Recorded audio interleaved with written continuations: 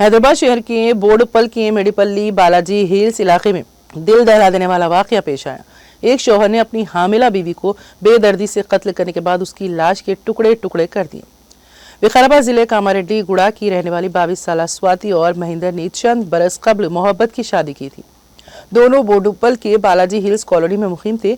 महेंद्र ने स्वाति का गला घोंटकर कत्ल कर दिया और बादशाह उसके जिस्म के हाथ, पांव और सर अलग करके मूसा नदी में फेंक दिया, जबकि धड़ को प्लास्टिक कवर में पैक करके कमरे में ही छुपा दिया। महेंद्र ने कत्ल के बाद अपनी बहन को फोन पर गुमराह करते हुए कहा कि स्वाति ने खुदकुशी कर ली है। बहन ने यह इत्तला स्वाति के वालिदैन तक पहुंचाई। सुबह होने पर स्वाति के अरकान खानदान ने पुलिस को खबर दी।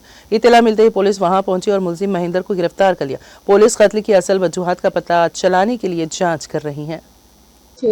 Based upon his confession, case register అయింది under section 103 clause 1 and 238 BNS.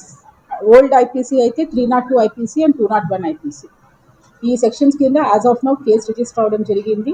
And this case will be viewed as a very serious case, and this investigation will also be done in a fast tracked manner.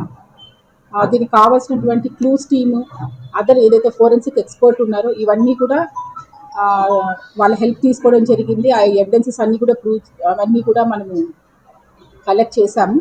So these will be send for the getting the technical reports to finalise the investigation.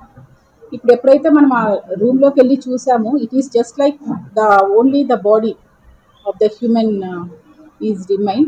So దాన్ని hospital shift చేయడం జరిగింది. And PME and we have to ascertain the lady ఎవరైతే చనిపోయారో ఆ అమ్మాయి ఫలానా స్వాతి అని చెప్పి చేయడానికి we have to conduct the DNA testing. దాని గురించి ఏవైతే అవసరం ఉందో ఆ టైప్ ఆఫ్ టెస్ట్ కూడా తీసుకుంటాము. సో ఈ అక్యూజ్డ్ మన దగ్గరే ఉన్నారు. After the medical examination he will be sent for the judicial remand.